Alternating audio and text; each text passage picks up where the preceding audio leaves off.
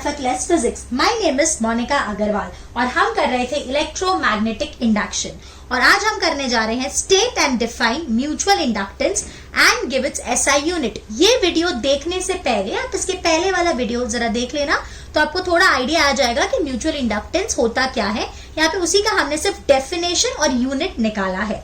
So the mutual inductance of two circuits is equal to the magnetic flux link with one circuit per unit current in the other circuit. Basically, M is the flux link with one circuit, right? Divided by the current link in the opposite circuit. So, यहाँ पे 1 आ जाएगा. So, that is the flux link with the coil 2 due to 1 divided by the current in the first circuit. या तो फिर is equals to the flux link in the coil 1 due to 2 divided by the current in the second circuit. या आप इसको ऐसे लिख सकते हो या इसका एक और तरीका है, that is mutual inductance is equal to the EMF in the one circuit जिसको हम secondary circuit बोलते हैं divided by the rate of change of current in the first circuit, that is the primary circuit. तो इसको लिखा है DIP by dt. यहाँ पे फिर हमने यूनिट निकालने के लिए मैंने ये दो फॉर्मेट में लिखा है, तो आप ऐसे लिखो या ऐसे लिखो कोई फर्क नहीं पड़ता। अब ईएमएफ का यूनिट तो वोल्ट होता है और डीआई बाई डी का क्या हो जाएगा, एम्पियर पर सेकेंड। सेकेंड ऊपर गया तो ये हो गया वोल्ट सेकेंड पर एम्पियर। वोल्ट बाय एम्पियर ओम होता है तो ओम सेकेंड, और ये इसका अपन इसको हेनरी भी बोलते हैं। और ये बिल्कुल आपको सेल्फ इंडक्टेंस जैसा दिखेगा, उसका भी यूनिट सेम था और इसका भी यूनिट बिल्कुल सेम है। Now we are going to study the coefficient of coupling between two circuits. अब ये क्या होता है, जैसे समझो यहाँ पे इस कॉइल में फ्लक्स बन रहा है, बट क्या सारा का सारा फ्लक्स इससे लिंक होगा? Not necessary.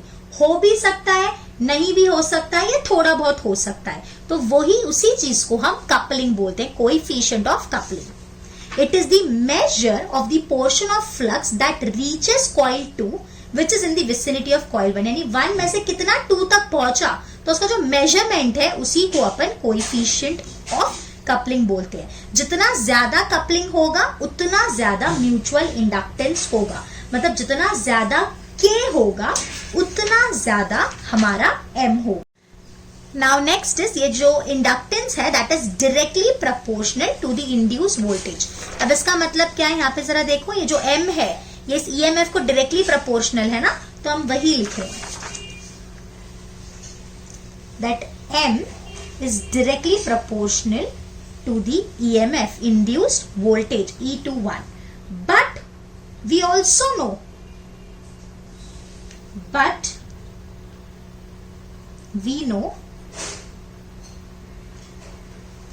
that this induced EMF in 2 due to coil 1 is directly proportional to the number of turns in the coil 2, यानी 2 में कितने number of turns है वो उस पे डिपेंड करता है।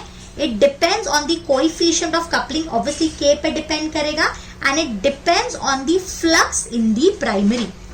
मतलब देखो यहाँ पे कितना फ्लक्स जनरेट हुआ 5-1, लेकिन यहाँ पे कितना पहुंचा K51।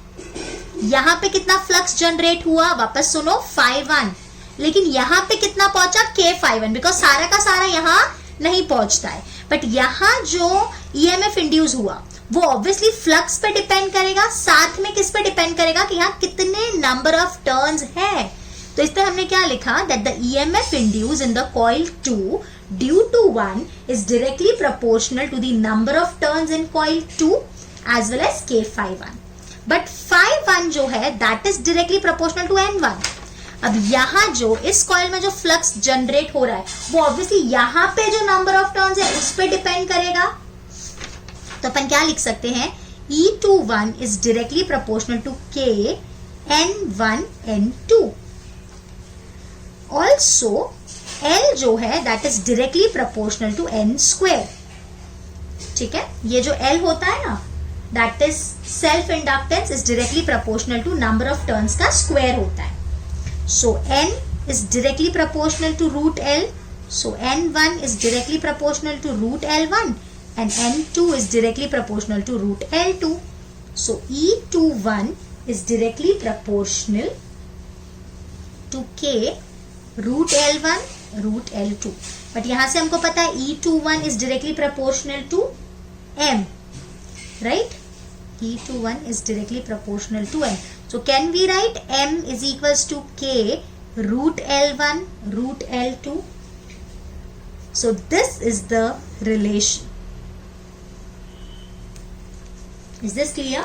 Now if suppose K is equals to 1, मतलब जितना फ्लक्स यहां बना सारा का सारा फ्लक्स यहां लिंक हो गया, तो K की वैल्यू क्या हो जाएगी 1. तो M कितना आ जाएगा under root L1 root L2. If K इसको अपन बोलते हैं परफेक्टली कपल ना, पहले लिख देती हूं, ये MCQ में आ सकता है आपको. If K is greater than 0.1 तो अपन इसको बोलेंगे tightly coupled. If K is less than 0.5, then it is loosely coupled. If L1 is equals to L2 and K is equals to 1, so M is equals to root L square, so M is equals to N. I hope this is clear to you all. Okay, thank you, bye bye.